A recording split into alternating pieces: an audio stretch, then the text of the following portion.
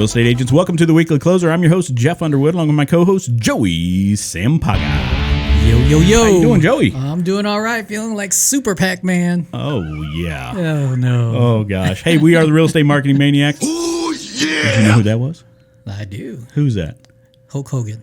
No, you're wrong. Chris, you know who that is? I have no idea. He's probably too young to know them. Randy Macho Man Savage, right? You know, Macho Man? I do, and I just watched a documentary on him. Oh, Yeah. okay. A&E. Because he passed away now, right? Yeah, I believe so. like Yeah. a couple years ago or something. Yeah. All right. Hey, agents, we got a great guest with us in the house. We have Chris Bowers, the Bowers team over at HomeSmart. How you doing, Chris? Doing good. Thanks for having me. Awesome, man. Hey, do you have a favorite WWE superstar? Oh, man. Okay, no. or UFC? No. Neither one? No, I like watching the UFC. Or but boxing? No. Football team. No. I mean, I watch the Cardinals and root for them. I've been here my whole life. but- Favorite real estate investor? Oh, yeah. That's a good question. Yeah. I don't know. Okay. It's a lot of questions right out the I gate. know. Out of all the things, I don't know my favorites. I know my numbers to my business, but not all my favorites. There you go. Oh, well, let's get into that. Yeah, let's get do into that. the business thing. Now, we got to give a shout out to Rachel Turner at Security Title for getting in here, right? Yeah. Rachel. Thank you, Rachel. Thank you. So why don't we start with how long you've been in real estate and what got you into the business? Real estate, been doing it for 16 years. Wow, okay. I got in when I was 22, and I asked my mom what I could do. You don't look that old. I'm 37, thank you. Really? Holy cow. He's how old do you think I am? old. I mean, let's go with 42. Oh, man. He's good. He's being nice, isn't he? I'll be 50 this year. Whoa. So, 22, got into real estate, asked my mom, hey, what could I do? I wasn't good in school, CED student, and I was like, what can I do, make good money? She said, UPS driver or realtor. And Wow. now thinking back, I guess the only common denominator is like driving a lot. Yeah. So I was like, all right, but driving record wouldn't allow me to be a UPS driver. Oh, okay. So went to real estate school. Plus that brown just is ugly. It's not a good look on me. It's not a good look on me. So went to real estate school 22. The only one I know that's took the test 5 times, like at the state level. It took me Yeah? 5 times. Wow, okay. All right. And so I've never met anybody that's taken it longer. But started in real estate at 22 and been doing it since, full time. Joey's still trying. It's No, I'm called just teasing. perseverance right there. Yeah, Right? absolutely. That's awesome. So first year in the game, I probably sold 6 homes Okay. all through my network. And that's when I realized like that was probably the way to go. Yeah. And then just grew it from there. All right. So network. I know you mentioned that you work by referral. So how have you built up that network, and how do you stay in contact with that network? That's a good question. So the first 14 years of doing business was only really referral. It wasn't until we made like a decision to build bigger that we went into other sources. But first 14 years was network, and that was just through we did things consistently from the very beginning. I knew right when I started that and I think that has a lot to do with probably joining with Keller Williams out the gate. Mm-hmm. They were just very like systematic. You had to it was how to build a business, how to have systems. Gary Keller's great on that. Mm-hmm. And so it was like the what they call like the 8x8. When you meet somebody, send them things 8 weeks in a row. Yeah. Mail every single month, or they would call it the 33 touch. And so I was really influenced by their whole program, and a lot of things that we still do today. So, you know, how we get our network business right now is through once a month we send our postcards out. We're still old school. That's really a lot of what I know. It's just old school postcards go out. Once a month, my assistant sends those out. Once a year, we send out our New Year's cards. Once a year, we send out a letter telling people like how they can refer us business. And then, yeah. So that's how we did it. We knew we needed a database. We knew we needed people to refer us business. We've also did good business, which gets a lot of referrals. But that's the way we went. All right. Yeah. That's awesome, man. Yeah.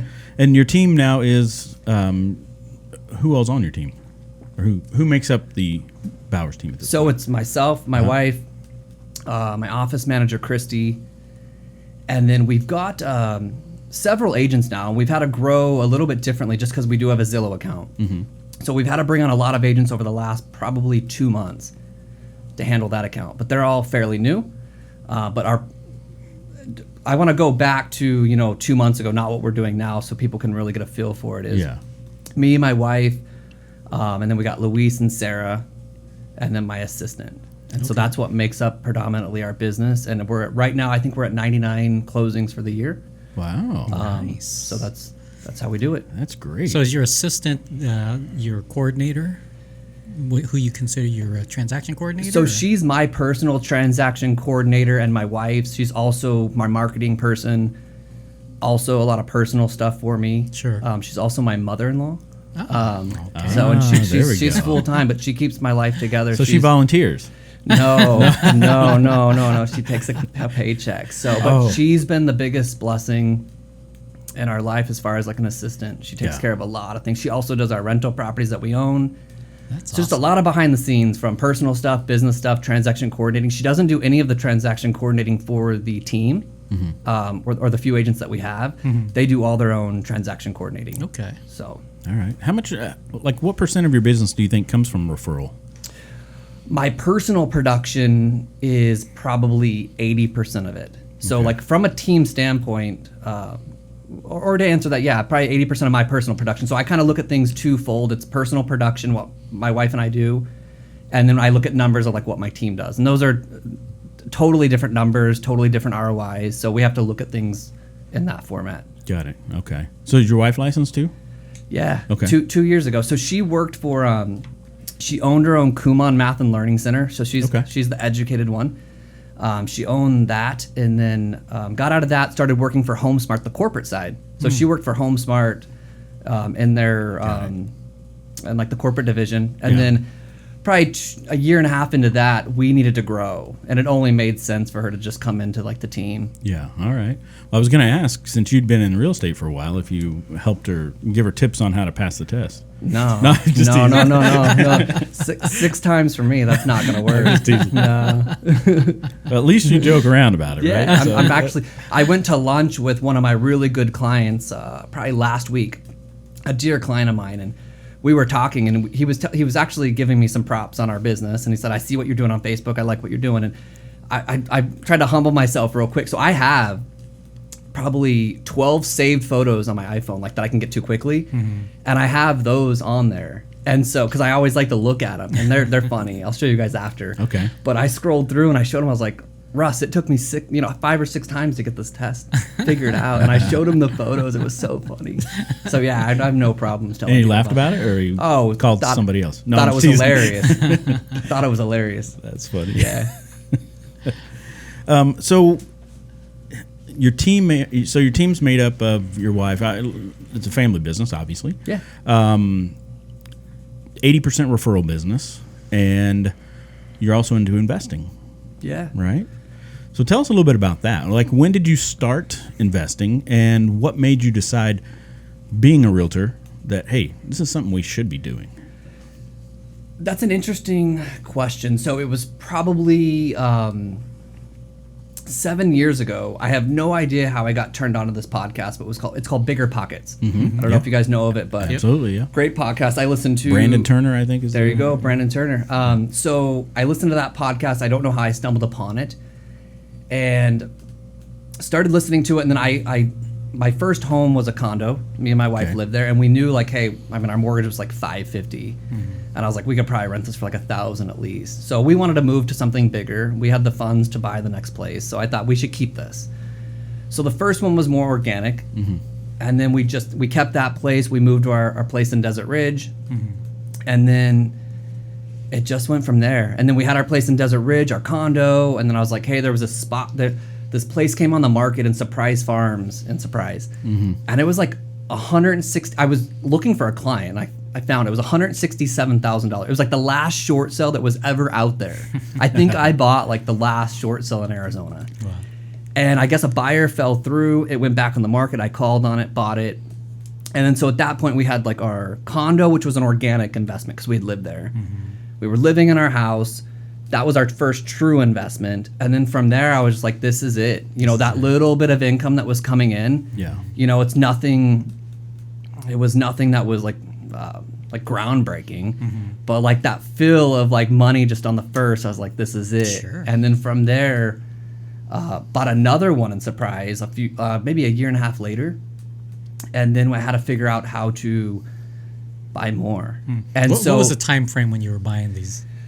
so man, Was it 2007? So the short sale would have been what, 2008? like 2012 or something, probably, right? 2012. Which I mean, I think I would have to look this up, but I mean, I think I've had the Surprise Farms one for only 6 years, seven really? years. Like Okay. it was the Yeah, so that was a it was the like last short sale I think Yeah. that was out there. So like Yeah. I bought that, and so then I had 3 houses, and then bought the one in Surprise from one of my clients. I told him what he could net. He wanted to sell it quickly.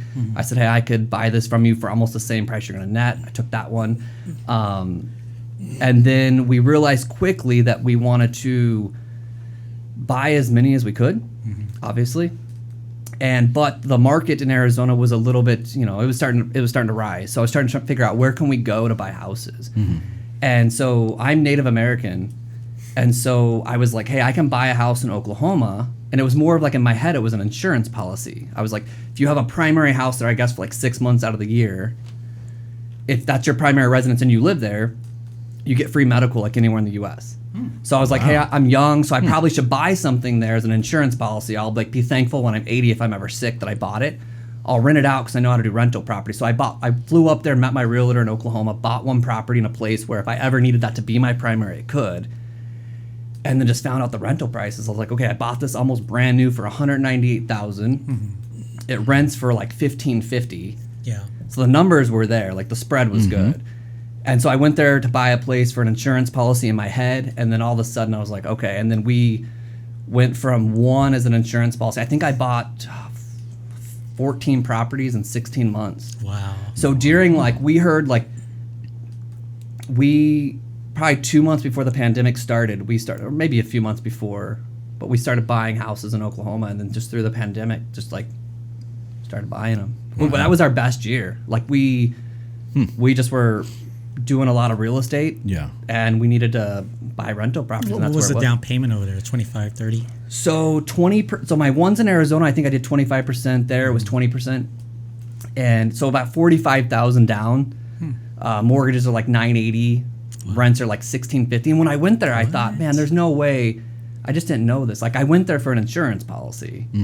Then when I got there, I'm like, wait, a brand new house. It's like 1,600 square foot. We can buy it for 198 G's, 45,000 down, rent them for 1,650. I started doing the numbers, and I was like, It's like 500. It was like a 17-18% return. Yeah. And that's where I was like, okay, this can happen. So we just started in a year and a half ago, a little bit more, we got the Zillow account, which opened up our business to get more business. And we started making more funds, and we started just putting it into the rental properties. And I'm just a huge fan of those. My goal is to get to as many as we possibly can so we can.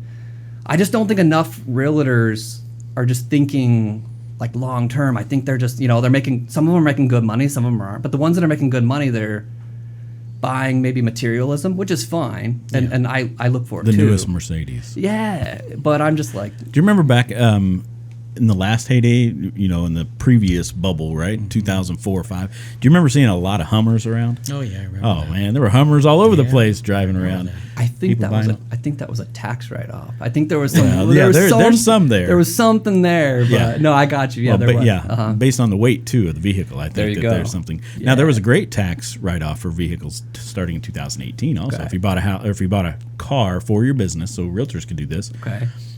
You had, I believe, and don't quote me on this, but it was like a $10,000 first year plus an $8,000 bonus on top of that for just a standard.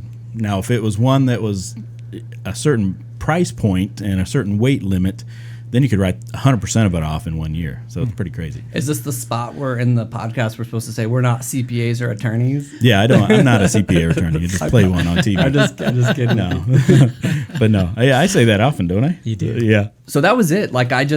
I don't even know where it came from. We just organically turned our property into a rental, bought one, bought another one. And I still to this day think, right now I still think, what are we not doing today that's sparking that 2 years that we look back Sure. to make something happen? Yeah. Because I can still remember sitting in a Dunkin' Donuts drive-thru and calling my realtor for the first time in Oklahoma. I found her off Zillow. Okay. She called me back, we talked, and then I got on a flight, I think the next day or the day after. met her there. She said, hey, the property you inquired on, you would never want to own. Showed me some other places. And then a year, 16 months later, you're like, whoa. So like I really sit back like today and I think like, what's that one action that's so out of the box that like we're just not doing because it's like a fear mode or like something that just sounds not normal. Yeah. And so I try to like capture that every day. Like what's that one thing that's like something that makes you like nervous or that just seems crazy. But I have a lot of conversations with my wife, my assistant. And they're just like, that's nuts, And I'm like, well, let's do it then, right? Let's see where this goes. And sometimes it goes nowhere. So you got these rentals. I mean, I'm sure you have a goal, a number in mind that you're saying, okay, once we get here, that's what we're going for. Is there like a number of properties and is it a dollar figure? Or? Well, it's all very.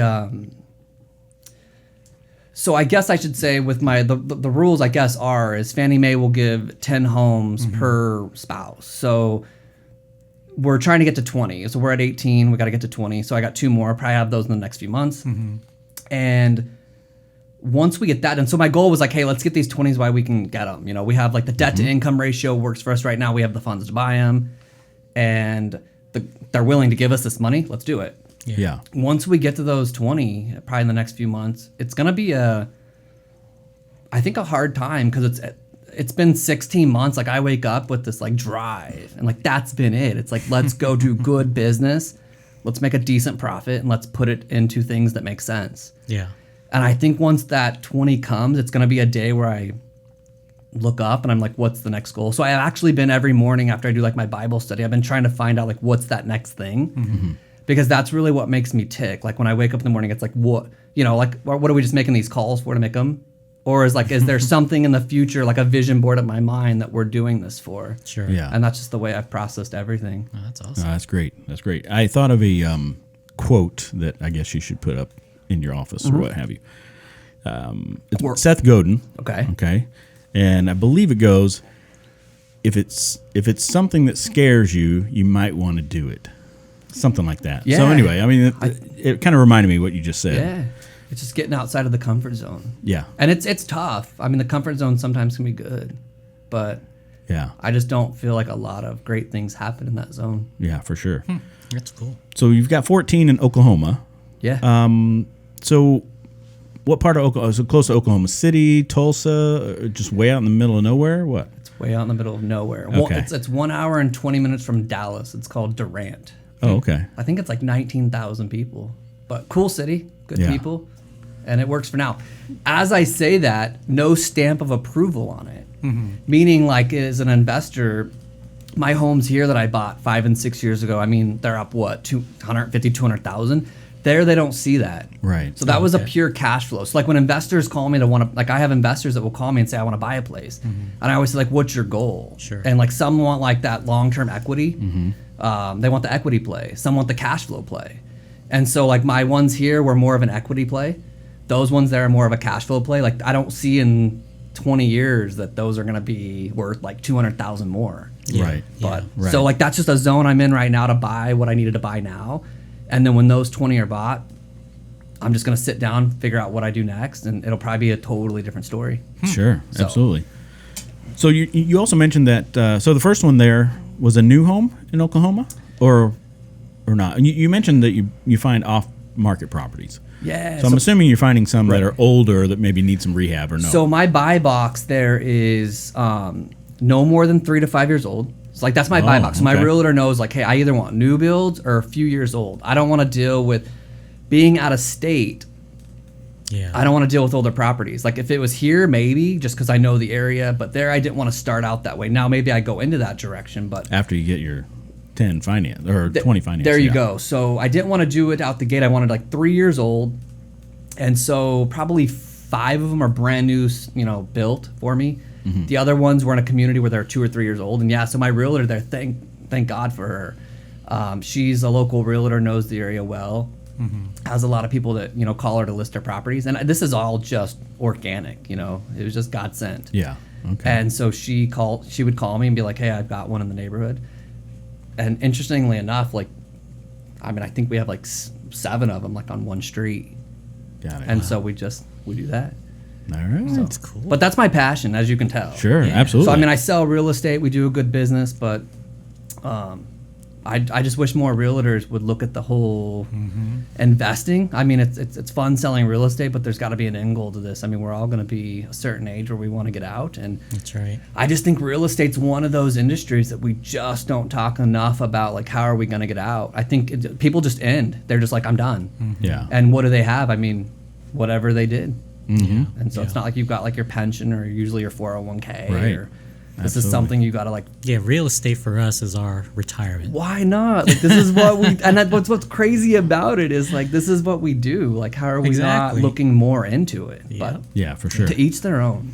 And I think there's some additional tax benefit as a real estate professional or as a full-time realtor that invests as well. But yeah, if you anyway. get your stuff in place, you get your teams in place. Yeah. You know, my wife and I, we have a number in mind, and once we get to that number, I mean, we're good.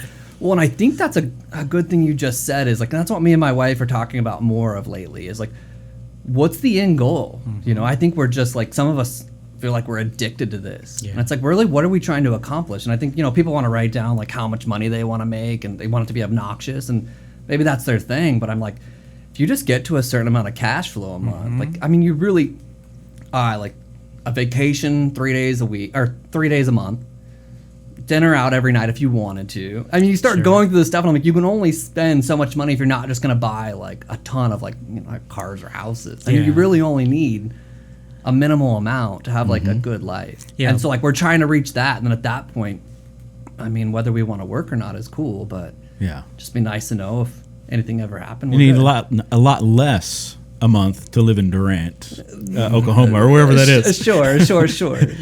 Yeah. So if that's part of the plan to live back in the Midwest, right? Then I don't know about that. Oh, okay. That's up for debate, but That's your goal. it's a John. good, Yes. it's a good cash flowing scene, I'll Yeah. say. Yeah, we made it simple. We said, okay, what's our freedom point? This is what it costs to live. Yeah.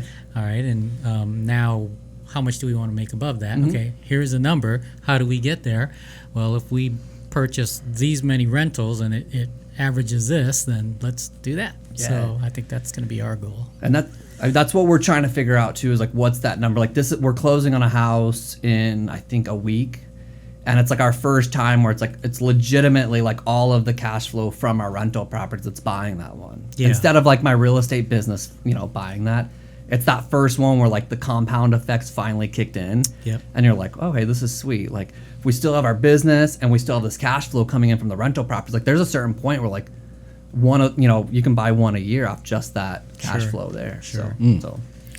So how's it been with long distance maintenance and upkeep and all that? I mean, I know you mentioned that the person that handles that for you actually is here in Arizona. Yeah. But have you had any issues come up or? That's a good question, and you're hitting this on the right day. Yesterday, actually, so my assistant, which is my mother-in-law, handles my transaction coordinating for me and my wife, does the property management, and we do a meeting on the 15th of every month to talk about just the property management side, because she does that. So found out one tenant hasn't been paying for about a month and a half. So this is the first time where, you know, everything's a process. Like this is a new one. In 6 years of owning real estate, I've never had somebody not pay rent.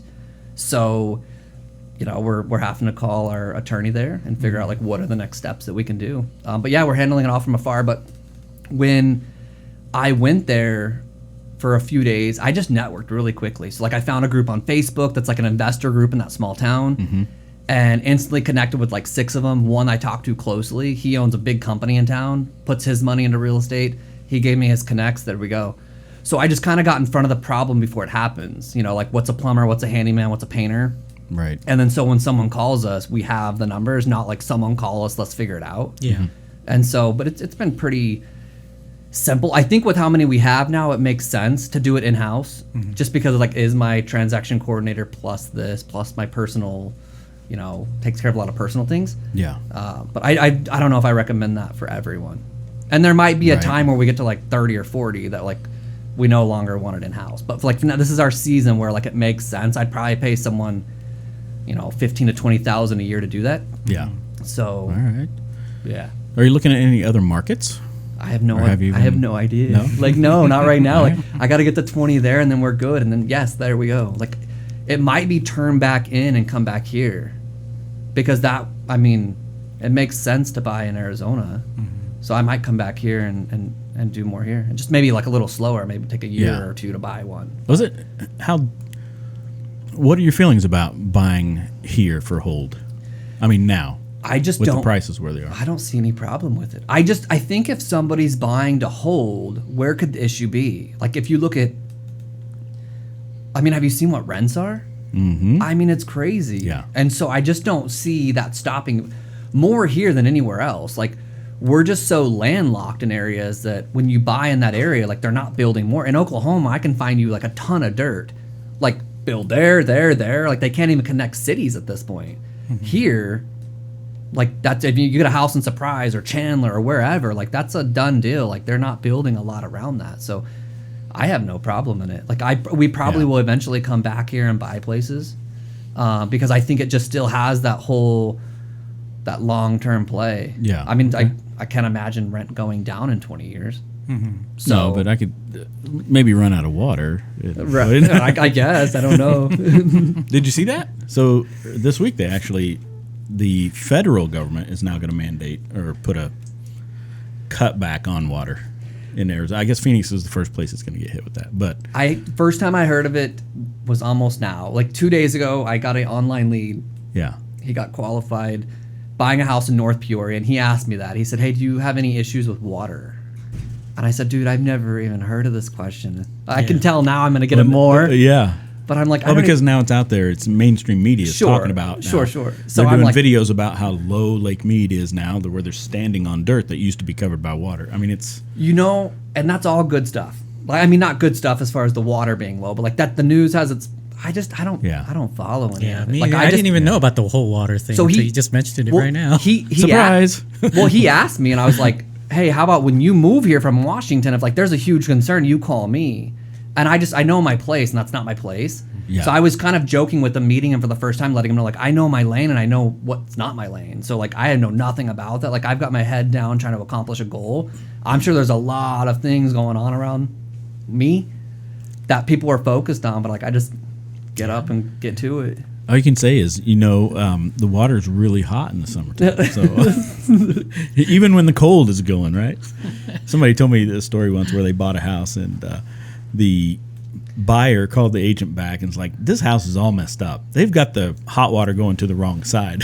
And they're like, "No, welcome to Arizona." Yeah, it's just hot. It's just the hot. It's just hot all the time. Right. So Oklahoma, Arizona, 18 rentals on the path to 20. Sounds like you're doing well for, a young guy. To me, you seem like a young guy. 37. You decide if it's young or old. It's all right. I think it's in the middle. I'm going with the middle now, and we just try to do good business. That's our focus every single day is just how do we give people the best service. So my goal when I came here was how could we help realtors do more transactions. Like I listen to a ton of podcasts, like real estate. Mm-hmm.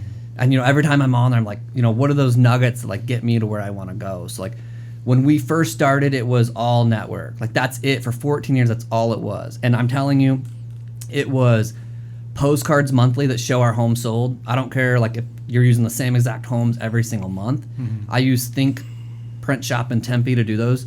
Like those just go out like clockwork every single month.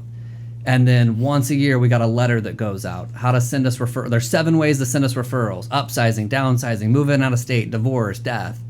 And, it has all those, and it's a magnet in there. Mm-hmm. So there's a postcards once a month, the letter that goes out on how to refer us business with a magnet, New Year's cards that go out at the beginning of the year.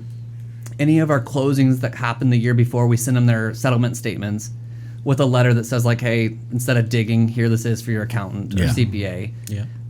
And then... not even a lot of phone calls on my end. My coach right now is trying to get me into that, and that's just not my style.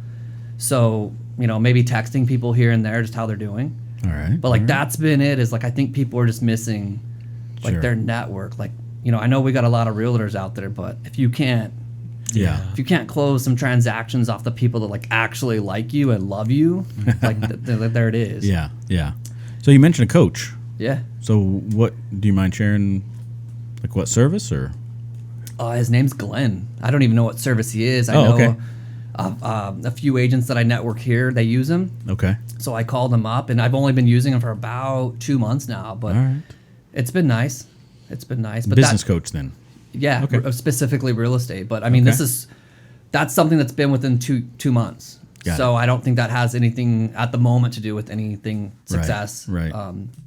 But we went, it was probably 2 years ago, we decided, because we were probably getting about 40 to 50 referrals a year, which is a good business, just handed to us. Absolutely. I mean, they're text messages like, hey, brother's wanting to buy a house. Can you help them? Sure.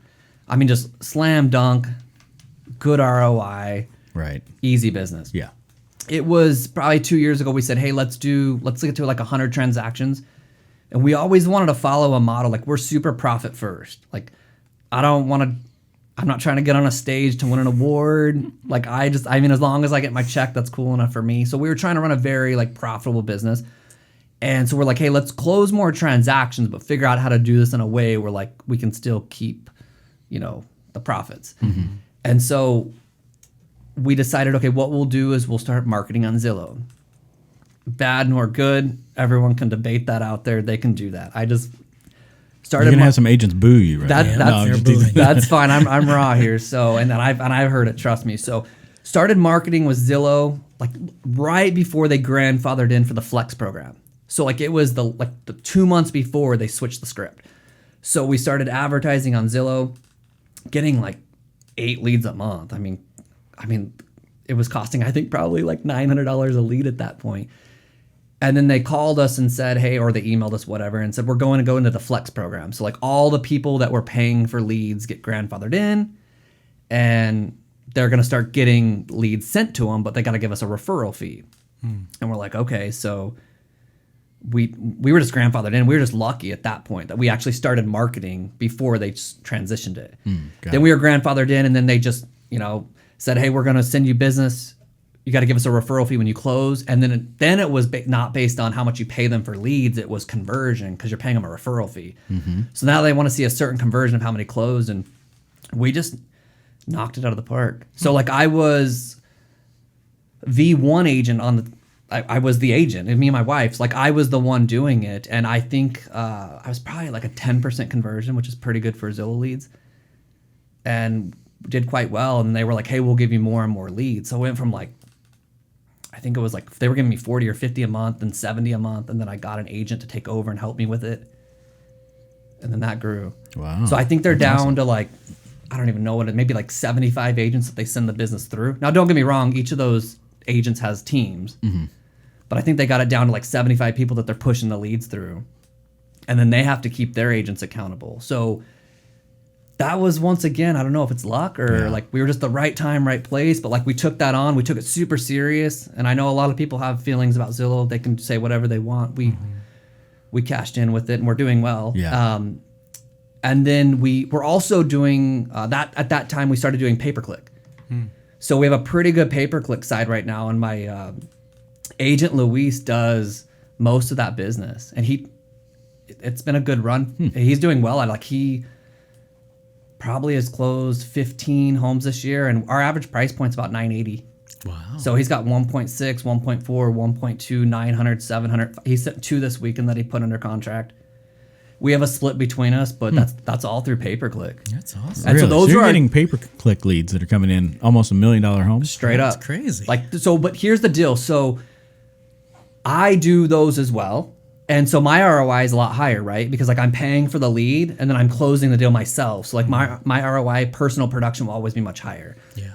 When you get somebody who's helping you and you're not only giving them a cut, but then you're paying to acquire the lead, different game. Right. So like that's where like right now my wife and I, like we have a lady who built a spreadsheet for us, and that's what we're really trying to figure out now is like there's 2 separate businesses for us. It's like personal production and then there's team production. And we've got to be very clear on that because I think a lot of agents like mix that all together, and their personal production can like be disguised with the team and it looks all good, but it's like sometimes they can take the team out of it and it's like it's still the same or worse. But yeah, it's interesting sport we're playing now with the Payperclick because it's there. I mean, we started like a $3,000 budget. It went to a $10,000 a month budget. Now we're down to like a $6,000 a month budget. Okay. But we get about 22 leads a day that come through the door. Really? And Luis knocks it out of the park on my team. So what type of... I do okay with it. That's not like naturally my style. I'll Yeah. do it. And like interesting, as we keep those spreadsheets, I might have a higher ROI, but we try to play by the same score as if like I was an agent on the team. Like, what would we be? Yeah. And that's where it gets Got interesting. it. Okay. So what type of search terms? I mean, are you in a certain area of the valley? I don't know much about it besides the guy who does. I pay him like $399 a month. He handles it, and so he asked me questions. We used to talk like monthly. Now we talk probably every quarter. And he just said like, hey, what's your goal? And like, what price point do you want? And what areas do you want? So we kind of just went through like a questionnaire and then felt it out, and it's worked. And I don't even know if we couldn't be doing better. So we're going to a convention in Dallas in October with people that do that at a high level. Because I'm really trying to like network now. I'm like, we're doing good, but I'm like, could we be doing better? And that's the trick. Oh, that's awesome. So, but those are the three legs. It's network. It's network, like repeat and referral business. It's Zillow, and then it's Payperclick. And so and I jumped into the Payperclick again probably about 2 months ago, and it's been fun. Wow. Sounds cool. It's an interesting sport. You call people, and like out of 100 people, you get 3 people that are actually like want you. Yeah. Like right. I'm gonna tell you a really interesting story. I won't name it because I don't really want to say it, but last night I got a lead that came in. I'm not even going to say what he put in his name because it's embarrassing to even come out of my mouth, right? I looked at it and I'm like, gosh, really? I called him this morning because I tried to do my 2 hours of calls. My coach is making me follow up with these leads. And I call him and I'm like, I'm not going to call him by the name he put in my website because it's pretty obnoxious. So I'm like, hey, you were on my website looking at homes in Surprise.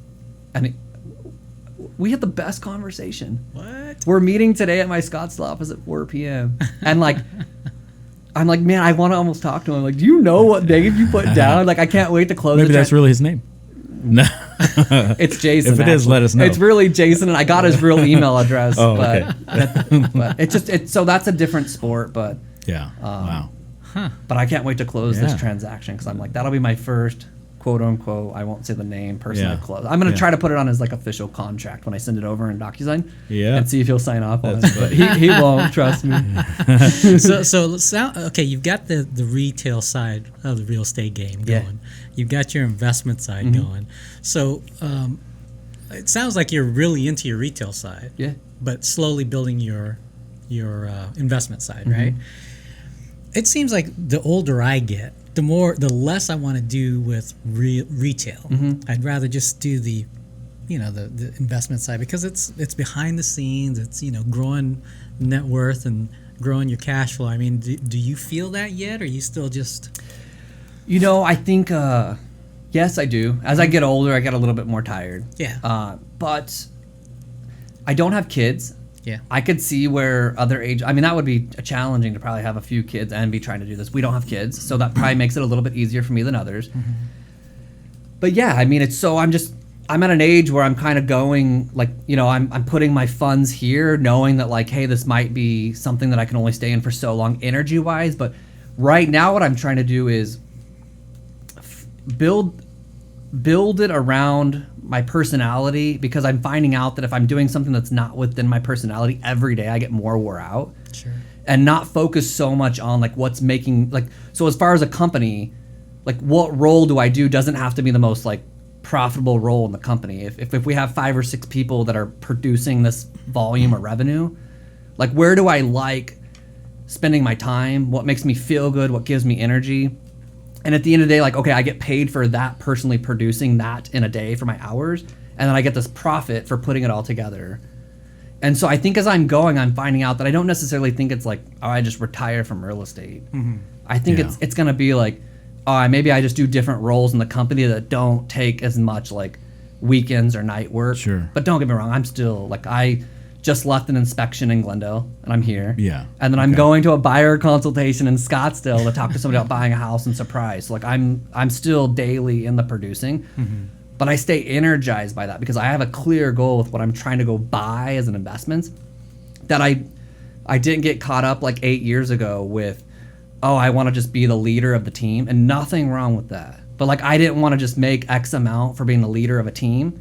I still wanted to grind it out every day because I knew if I took these profits, funneled it here, I could get out sooner. So it's just a personal opinion. Yeah. No, that's great. Anything else you want to share with agents before we go to the rapid fire next segment here? No, I think I'm good. Are you good? No, that was a lot of great information, man. Awesome. For sure. We have to give a shout out to our sponsors, Security Title Agency and Fidelity National Home Warranty. Yep. They're awesome. Awesome. Give them a try. So, all right, you ready to get in the ring? Let's do it. All right. Here we go. Why do you think, or what do you think the reason is that many agents are not successful? I just think they don't take the like goal and understanding there's like a process to get there. I'm talking to myself. So like anything that I'm trying to accomplish, I realize like that's my goal. And there's these uncomfortable things that I have to do to get there. I mean, it's easy to say, like, let's say a new agent's like, hey, I want to sell 15 homes a year. Mm-hmm. It's like breaking down, like, okay, well, that's more than one a month. And like, what would I have to do a week? And it's just, it's getting into those like actions of like, and the actions are actually what's uncomfortable, but they get to the cool goal. So I think it's just not breaking down things into like actionable things. All right. All right. Here's a quick one. Apple or Android? Apple. All right. That's an easy one. That's not that easy. How about this one? You mentioned that you listen to a lot of podcasts, real estate investing podcasts, right? So what, and you get a lot of nuggets from that. What's the favorite nugget that you've gotten from a podcast? Oh, I don't know. Podcast. Oh, I guess we could go back to Gary Keller just put out like how to be a CEO. It's in the second. I think it's past the second season, but it was like 6 episodes in season 1, 6 episodes in season 2. Anything Gary Keller puts out, hands down, the best stuff ever, from like real estate, growing a business, any of that stuff. Yeah. So like I think it's called How to Be a CEO, or just put Gary Keller CEO. It's a different type of format with Jay Papasan, and it's just really good stuff. All right. But he has like, Gary Keller was hands down one of the people that listening to his stuff, like if you YouTube Quantum Leap, if you can find it, going to like his mega camps and family reunions, he's my mentor that never knew that he was my mentor. All right. Like I listened to all his stuff. That's awesome. All right. Have a book recommendation? The Bible would be one first. Right. That's the most important one for me. It's probably got the best things about life and business in What's there. your favorite book in there? Job's good. I like the first books of the New Testament just because it's the reason for the season, right? That's right. But that could be the best business book if anybody just wants. If somebody said, what's the one book, that's it. Second, if it was real estate, let's go with The $1 Million Real Estate Agent. That's a good one. I mean, I read that probably 15 times. I haven't read it much anymore just because it's so ingrained. But like if somebody was starting real estate or needed to grow, that's it. Yeah. Might be a little outdated at some points now, but like the fundamentals are there. Mm-hmm. Now I'd probably say like The One Thing. I think that's probably what The One Thing's my jam right now. There's so much going on in the world, in your personal life, in your business, that's it. Like if you can figure out, I think that people are lacking some success because like they don't know like what's the next domino. And I think like right now, like I know what my next domino is, and you just have to go in every day and just like grind that one out, and the world will just try to distract you from every avenue. So The One Thing I'd say is awesome, man. Well, thank you so much for being here. Unless you had another question. No, I'm good. Okay. You good? I learned a lot from this one. Yeah, absolutely, man. Thank you. Great information. Truly appreciate it. I'm sure the agents got something out of this one for sure. Mm-hmm. What do you think? One thing they should have gotten is they need to start investing in the very product that they buy and sell. They should. Right? They should. Absolutely. That's right. All right, agents, until next time, we will see you later. Adios. Thanks again, Chris, man. It's awesome. Good job.